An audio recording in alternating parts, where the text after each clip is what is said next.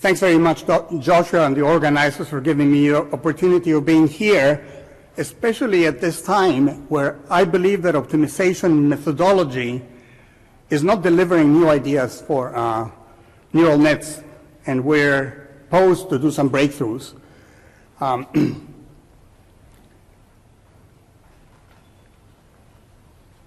will start, well, first of all, I should mention my collaborators here. The outline of my talk is as follows. I want to spend a little time placing the context of this talk in the panorama of machine learning. Then I'm going to talk about a second-order method in order to show one of the directions in which optimization methods for machine learning is moving, and that algorithm is in the context of a regularized model.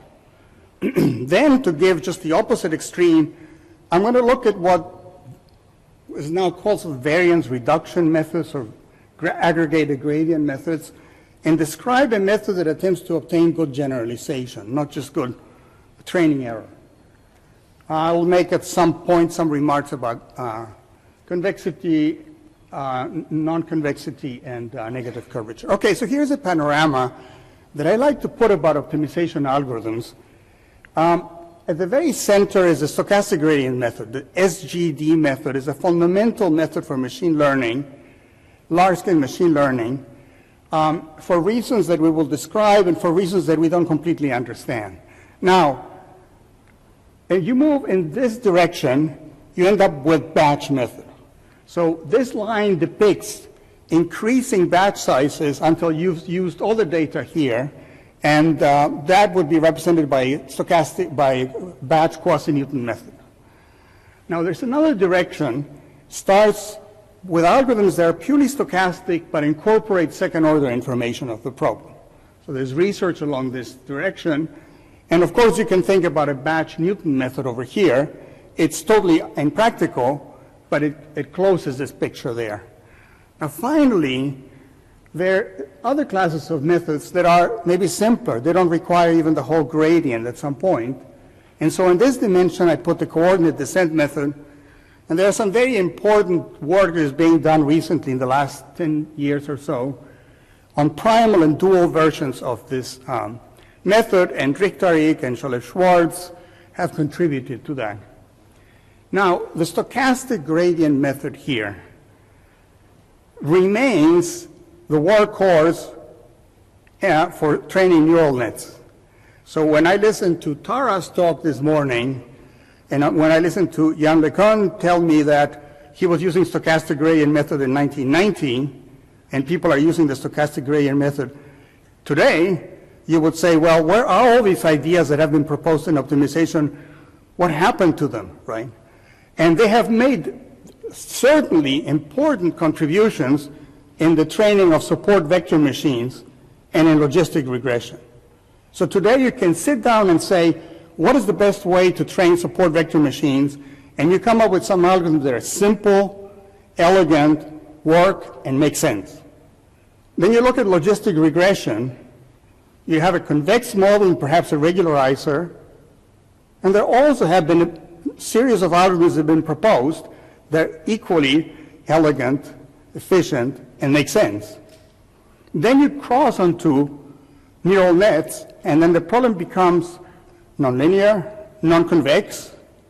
In principle, we should be using some sort of second-order information, some sort of metric, as was mentioned by Yann Olivier this morning. We should be using more than simple Markov processes, maybe moving more towards algorithms that have linear convergence rates. But people, perhaps as much as they do is include acceleration or techniques like this. So in the context of neural nets, there is much to be understood. And I'm going to present two algorithms in order to try to motivate work that at some point should make some difference. By the way, when I mention the challenges that we have about designing optimization methods for neural nets, I don't mean problems like vanishing gradients or invariances that can be removed. There is something much more fundamental that we don't understand. Okay, so with that introduction, let me just say that the talk will now not consider coordinate descent methods because they're clearly not appropriate for neural networks. For deep neural networks, coordinate descent methods take advantage of diagonals of Hessians. They have to be important, right? So all what I'll be looking at is the methods that lie in this domain. I'm going to use this terminology. So methods that start with the stochastic gradient method and use increasingly more information are going to be called semi-stochastic. There's quite a bit of activity on semi-stochastic methods these days. And the other direction is simply to take the stochastic gradient method, don't use a bigger mini batch, but try to incorporate some sort of metric there. Okay, so along the direction of incorporating metric, there are a number of ideas. So momentum is sort of the simplest way of incorporating some sort of second order information. But as we've seen in this meeting, there are a bunch of talks about Gauss-Newton methods and diagonal approximations such as Adagram, which will work, of course, if there's structure in the correlation matrix. These are successful methods. Then we had a talk this morning about the natural gradient method, and a question that always arises once one moves from diagonal approximations such as Adagram to anything more complex is whether you're creating a method that is scalable. Now, I missed a couple of the talks earlier this week, but I read the papers. There were talks by Martins and Groth about using sparse inverse matrices based on prescribing sparsity. That looks very interesting, and the question is whether that really helps remove invariance, or maybe some of the decisions that are being taken there actually do not help that way. Now, quasi-Newton, stochastic quasi-Newton methods, Schraudolph proposed some ideas like that some years ago. LeCun worked at approximations like that. They're not mainstream algorithms, but recently there's been some work that I think makes this area more attractive. Now, methods that imitate Newton, pure Newton method, but are scalable, have been considered over here in the batch regime. Martins and his collaborators have been using what he called Hessian-free Newton methods, inexact Newton methods for training neural nets. That work has been done in the past, is promising. Things could, the ideas repeat themselves, but they operate over here in the batch regime. Now, in my pictures here, where I have an increasing sample size and increasing amount of second-order information, the algorithms that we may be looking for may be over here, maybe in neither one of those regimes. So what do I mean? The type of algorithms that I like, dynamic sampling algorithms, starts with SGD, and as soon as it detects by statistical considerations that it's not making enough progress, it increases the mini batch. And it continues, and it keeps increasing the mini batch as necessary. And theoretically, because these algorithms increase the mini batch, if they increase the mini batch at a geometric rate, then they're going to have a linear rate of convergence, and in fact, the generalization error is going to be good. There is a very well-known paper by LeCun, Bottou, and Bousquet that talks about sort of the advantages of the stochastic gradient method. It shows clearly why the stochastic gradient method is better than a pure batch method. And this paper is often quoted as the reason why stochastic gradient should be the method of choice for many machine learning applications. But the paper doesn't go that far. The paper just pretty much goes over here, and then it considers some idealized method like that. One can show, for example, that if you take a method that increases the mini batch size as a geometric rate, you get the same work complexity as the optimal complexity of the stochastic gradient method. Now, the advantage of such an algorithm that increases the batch size is that it's easier to tune, it is more predictable, and of course what it's trying to do, what it's actually doing is decreasing the variance that is so high in the stochastic gradient method.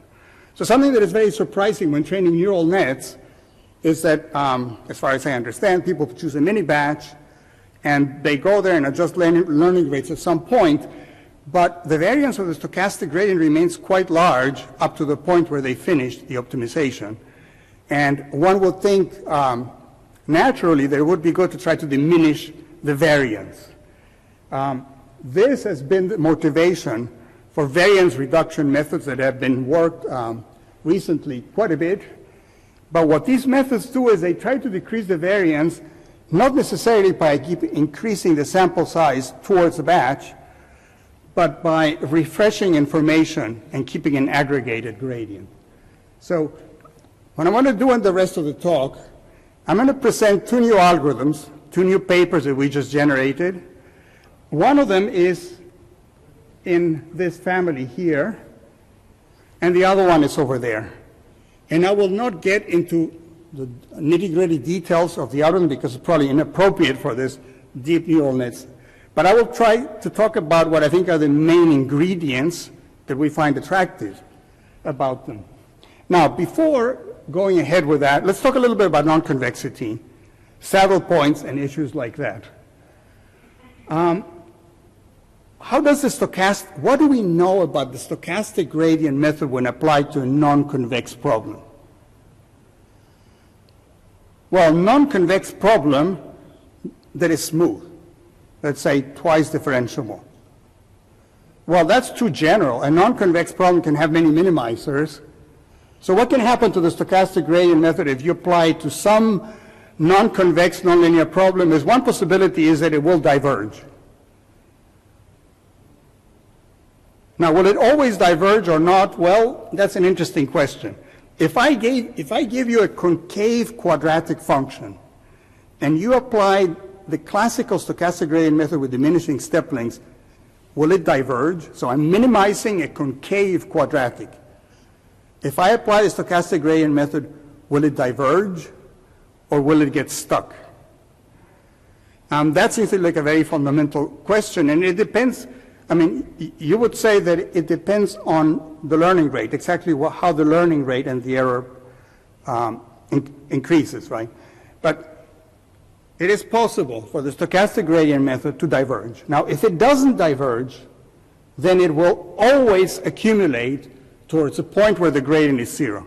So we have this flat region. It will find accumulation points where the gradient is zero. And there's another property, and that is that the objective function value will level out in expectation. So in expectation, you have a fixed function value, and you have a lim-inf result like that. The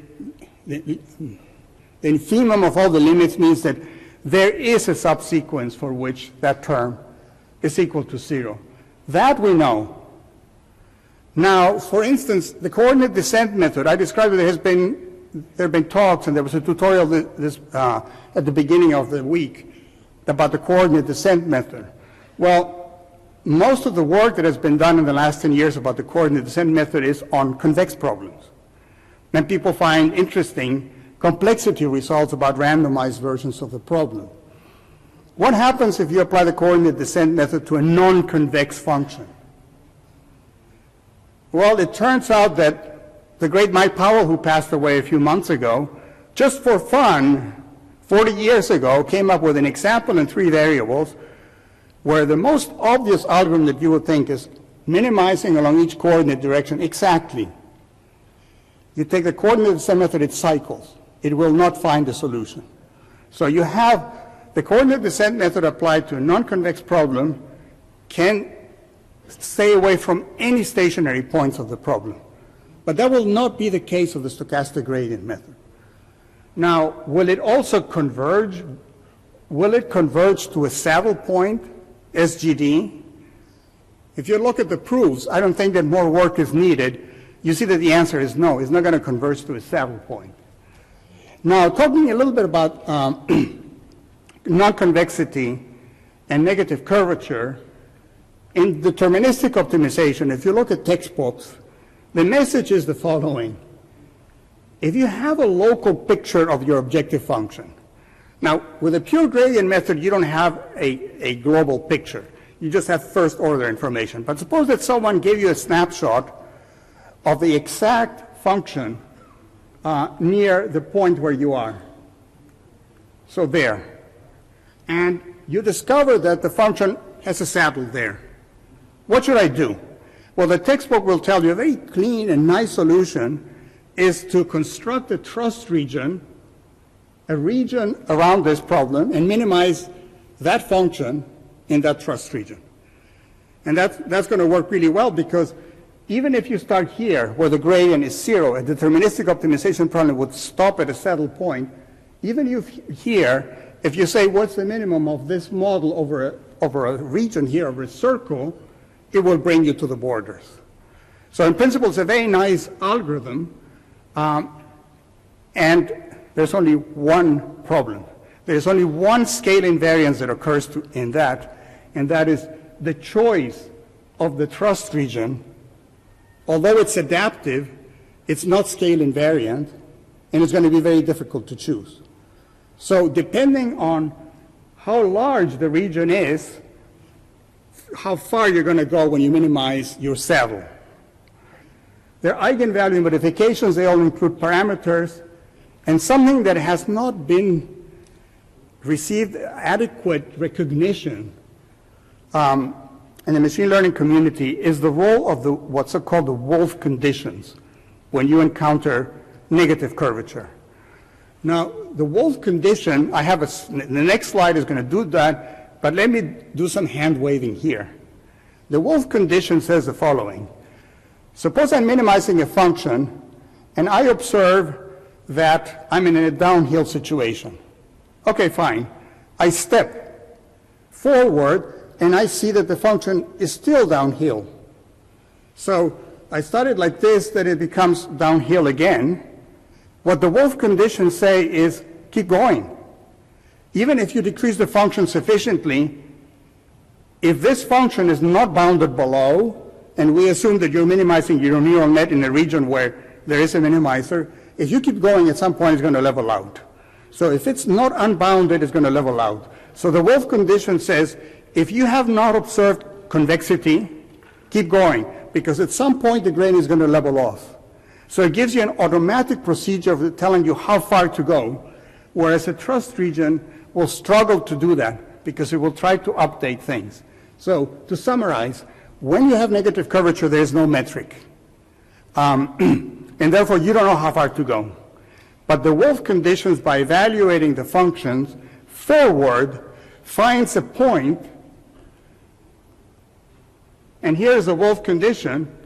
If you start here, and the function keeps looking concave, it will say keep going along this line until you're in this region here. So the initial gradient is this, the final gradient is that. That allows for a convex interpolant. And where did I obtain now metric? I obtain metric from the problem by doing some sort of approximation. Now those are ideas that I use in deterministic optimization, and how do they translate to the stochastic gradient method that does not do a line search? Well, that's not clear. Well, that's not known, but at least that concept is there. Okay, so then let me briefly talk about two algorithms to try to show directions that I find are interesting. Let's suppose that we have a regularized L1 model, and I'm going to go here to optimization notation where X are the variables of the problem. So we minimize a function plus an L1 term. In order to prove very nice results, one assumes that the function is convex, but this is not needed. And it's not going to be needed in anything of what I say here, otherwise I would not be presenting in a deep neural net workshop. So to prove results, you obtain that, and this problem has been studied extensively, and there are first-order methods such as ISTA that solve that problem in a very satisfactory way, at least in the beginning. So what I'm going to do is I'm going to show you a method that has quite a different mechanism. I think a mechanism that you're not going to be familiar with because it has some recursion inside while using second-order information. And what it's going to try to do is try to identify the 0 variables. And of course, that term is there in order to sparsify the model. is going to try to make guesses about which variables are 0 using a recursion. And once it's done an estimation, then it's going to use a second-order model to advance. Now, since our interest is in second-order methods for solving that problem, why is that our interest? Because first-order methods have been really studied. I believe that the basic methods have been discovered. What are second-order methods for solving that problem? As far as I can tell, there are only 2 classes. And they're very nice, and they're very clear. One of them, Proximal Newton method, and the other one I'm going to call Orphan-based method. One of them solves smooth subproblems, the other one solves smooth subproblems, and they put their work in different places. So let me just summarize what a Proximal Newton method is that will scale up to very large problems. You construct a linear approximation of the function, and then you add a second-order term. Now, where does this second derivative matrix come from? Well, it could be the true Hessian for now, or some quasi-Newton approximation. Imagine that you have the true Hessian. Later, you can play tricks to follow standard procedures in order to make this viable. And then you leave the L1 term untouched. So I'm trading the solution of this problem for the solution of that problem. How much easier is it? All what's happened is that the first term has been linearized, right? Now, one procedure that has proved to be quite useful for solving this problem is to apply the coordinate descent to solve this piecewise quadratic problem. And it's very appropriate because this problem looks scary here. Minimize a piecewise quadratic function of 100,000 variables. But if you look at every line in a coordinate descent method, you have line, quadratic term, plus an L1 function. This is an easy problem to solve exactly along each dimension. You apply that, and that gives you methods that are very popular. Liblinear is one such implementation. So here's an example of a very good method. You take the problem, you preserve the non-smoothness of the problem in the subproblem, and then you minimize using coordinate descent. Fine, this software is available. That's a very good algorithm. Well, the method that I'm going to describe here briefly is what's called an Orphan-based method, originating here. And it says, search for the solution of an L1 regularized problem by searching orphans in Rn. You know, the solution of the problem, let's say that it lies there. It lies in this particular orphan, and in that orphan, the objective function is smooth. So if I knew that orphan, all I had to do is solve a smooth nonlinear optimization problem.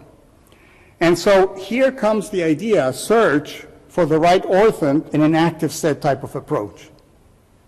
Now, I was talking about common sense ideas. This doesn't seem like a common sense idea.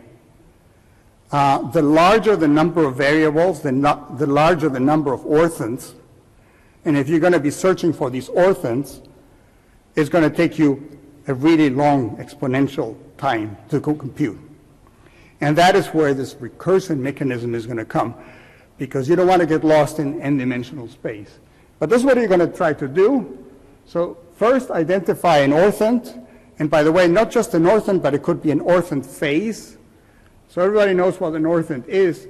This part here is an orphan phase. The algorithm may say not simply search here, but it may tell you search right there at the border. I have some information about that. Identify an orphan phase, and once you've done that, in whatever orphan or orphan phase you have, you minimize the quadratic model. Now, in the same way that Hessian free Newton methods were proposed for recurrent neural nets, you can do something like that here. Apply a conjugate gradient method and only compute Hessian vector products, and that algorithm is going to scale.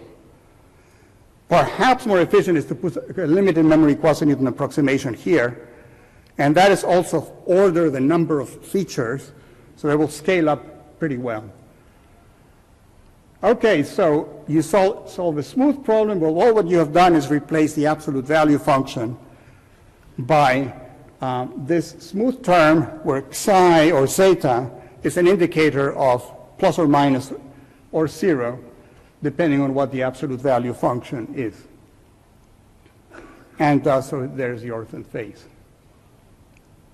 Okay, now this algorithm is very conservative. As in the OWL algorithm that was proposed before, after you minimize in a certain orphan, you may get out of that, you produce a projected line search that keeps you there and ensures that the function value decreases. Okay, so here's an algorithm. There are many lines, but there's only one that matters. Second order method for L1 optimization.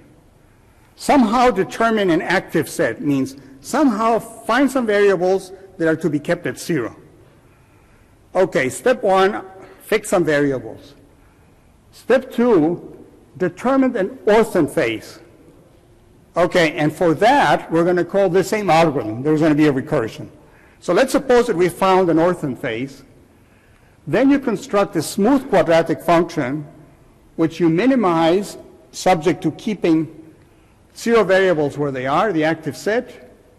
And once you're done, you compute a projected line search. So the question is, how do you identify the active set, and how do you perform that recursion? Now, that this minimization is done approximately is what allows you to scale the problem. So by the way, every time I talk about second order methods, it does not mean Newton's method, full scale invariance, in general, is impossible for large problems. What you want to do is you want to get scale invariance on the right subspace. And one of the reasons why we like the conjugate gradient a lot in deterministic optimization is it does so on the Krylov space, on a Krylov space that it generates. So if you have a large dimensional model and you want to use second order information, you want to try to guess what is the subspace where you really want to use that second order information. And the conjugate gradient method generates a Krylov subspace that has some really interesting properties. And over there is where you remove scale dependency. But you could do this by some other procedure. You don't have to use the conjugate gradient method, provided this scales. You could use a quasi-Newton approximation. And then one way or the other, it doesn't matter how it goes, you can use limited memory forms or compact limited memory forms, even if you would use projections, and you can use an algorithm of that kind. Okay, so now, how do you do this? If I'm at this point here, how do I know what orphan to explore? This one here or that one there? Well, you would say use first order information.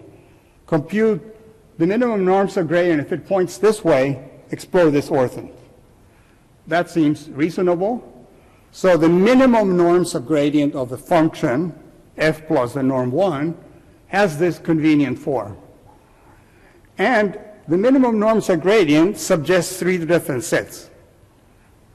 Set of variables that are 0 and such that the minimum norms of gradient is 0 should be kept fixed. So those seem to be optimal. And then variables that are not at 0 clearly are outside an orphan, so they should be free. And then there are variables that are at 0 whose minimum norms of gradient is not 0. So those variables could be moved. Okay, so that's where the algorithm starts.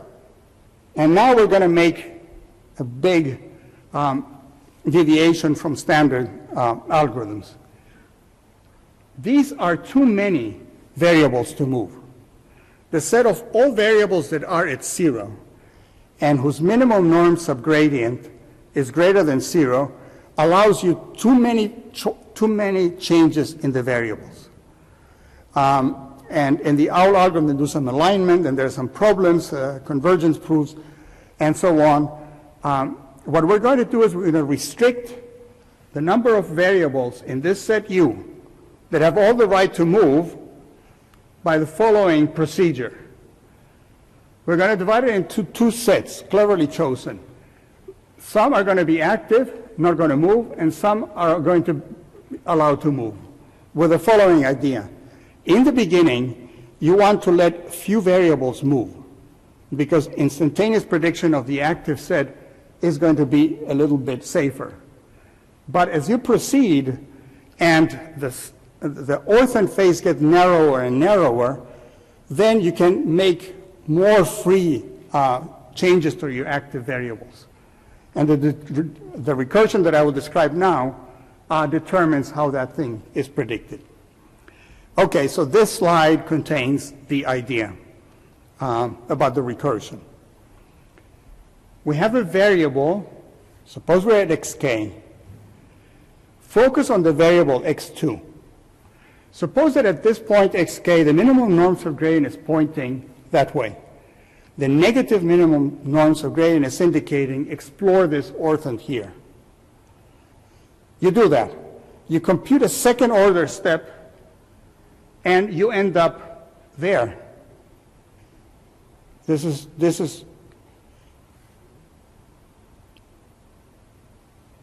not quite possible. Actually, my picture is a little bit off. But just, how about if we rotate this a little bit here?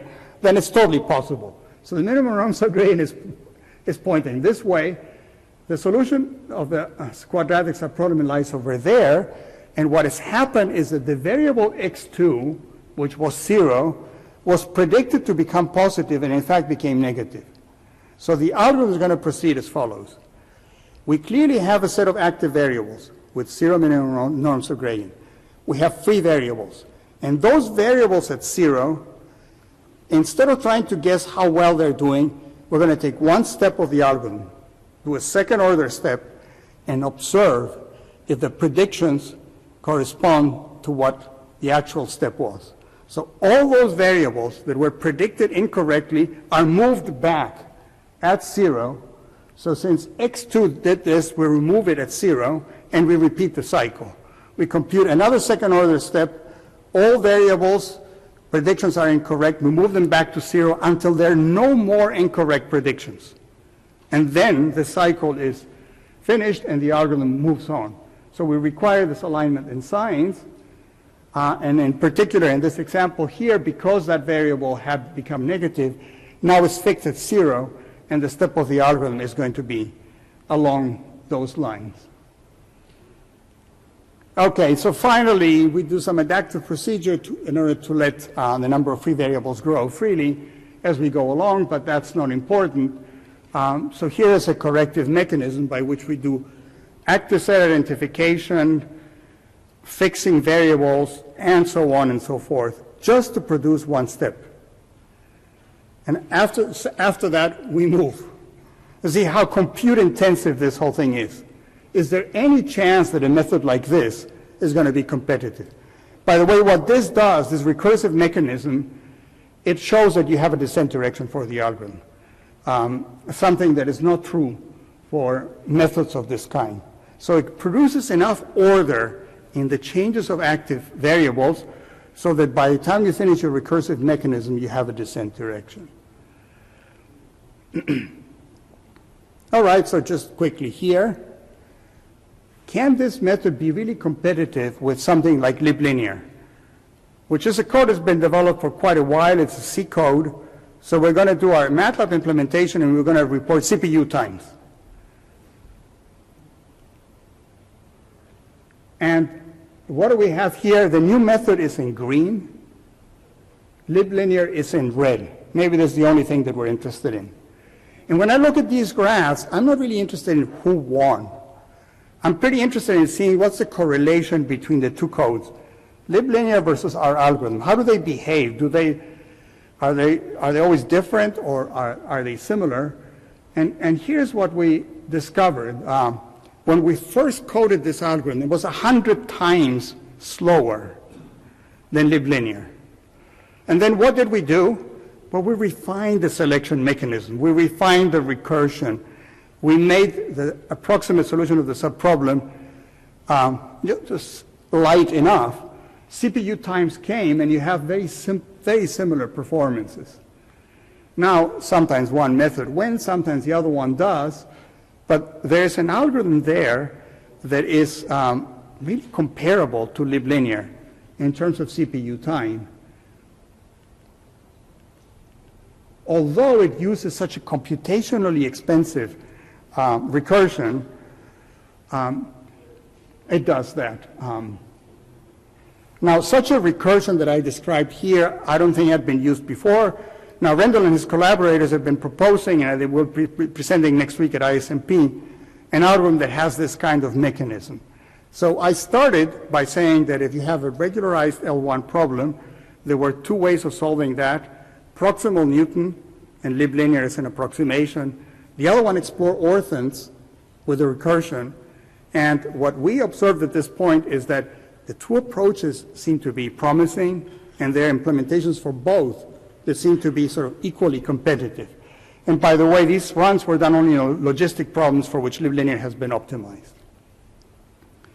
Okay, now to conclude the talk, I will just have 2 or 3 slides about a SAG-like variance reduction methods, but with the idea of trying to minimize expected risk, not just training error. So now we're here, we're in this branch,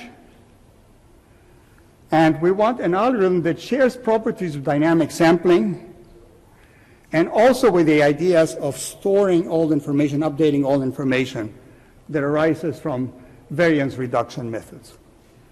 Okay, so here, just to fix the notation here, there is the expected risk, which is what we really want to minimize. There's the empirical risk, which is what the current variance reduction methods aim to solve. And these variance reduction methods, SAG, Saga, SVRG, have proven to be quite useful for minimizing this problem here. Whether these methods are good at giving good generalization error, I don't know. Maybe some of you can tell me if they tried them on large neural nets. But the motivation for our work is actually to handle that problem here. Now, the iteration is always going to be of the form stochastic gradient, but this is not going to be just a gradient. It's going to be an aggregation of the gradients seen so far.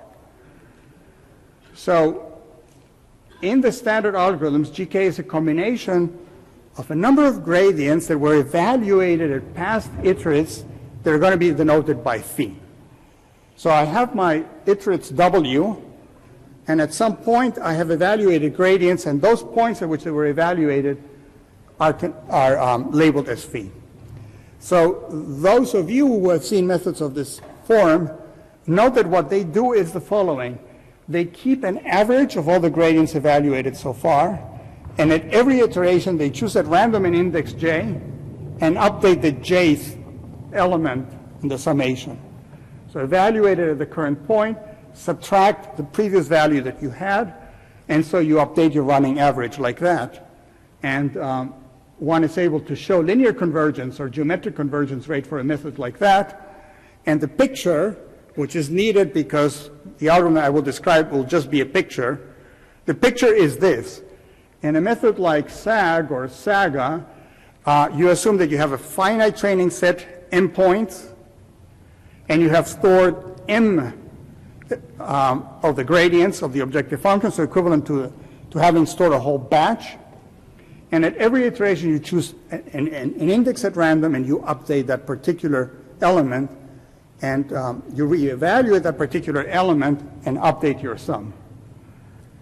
Now, these methods are recent. They're being analyzed. How far can you go with them? There's a paper that looks in that direction. Okay, so let me just propose the following algorithm that is better described by means of that picture over here. We have an algorithm that works on trying to minimize generalization error. So it's not going to look at just one training set. It's going to assume that the training set is unbounded, and it's going to aim to try to do a one-pass minimization. So what the algorithm is going to do is at each point, it not only is going to update the average, it's going to evaluate a few more gradients at the new point. So the picture here is as follows. At the previous iteration, you had stored these many gradients. So in order to produce a new step, you now update, say, a couple of them. And then you compute two new, you take two new indices and evaluate the function in those indices there and add that to the gradient, to the average. So the average now contains two more points than it did before, and the other one will continue in this way, increasing the memory always, and always keeping some state information that it updates. Now, if you write that mathematically, it turns out to look at this equation here, which this is really the Saga method, assuming that you've done several updates, SK, and these are the new terms like that. So something that we were interested in seeing is, since this method encapsulates dynamic sampling sizes and variance reduction, one, can you make it to work in practice? Two, can you prove anything about that? Now, the key question in order to make this to work is, how fast am I allowed to grow the amount of gradients that I have in there? And you would say, well, maybe you really want to grow it really, really slowly because of the cost. Well, no, it turns out that we get very good numbers by allowing the amount of new points that we add to increase with k or exponentially. And in fact, exponentially gives very good computational results. There are some formulas, and here are a couple of experiments.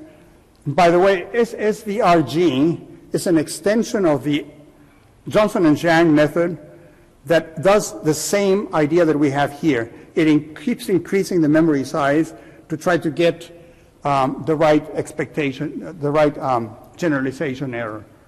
So we tried some methods, and we see sometimes some improvements. And by the way, these graphs now are reporting the total amount of computational work. So of course the new methods are more expensive because they keep increasing the memory size, and they keep reevaluating, much more expensive than Saga and so on. But they give reasonable results once you play around with them. Now here's another example. I think this is Leon's example. God meaning because there's an unbalanced version. And there the methods are a little bit closer. The new method still behaving quite well. Our interpretation of that Johnson and Zhang with increasing memory is not very good, but maybe it's a problem of our interpretation. And over here, there are methods like SAG or Saga. They're close. This is nothing spectacular. But what is interesting is that these methods, is that we didn't end up with a method that was so much more expensive. We were able to balance those costs. Finally, is there a proof of linear convergence for a method like that? And the answer is it's in progress. Thank you.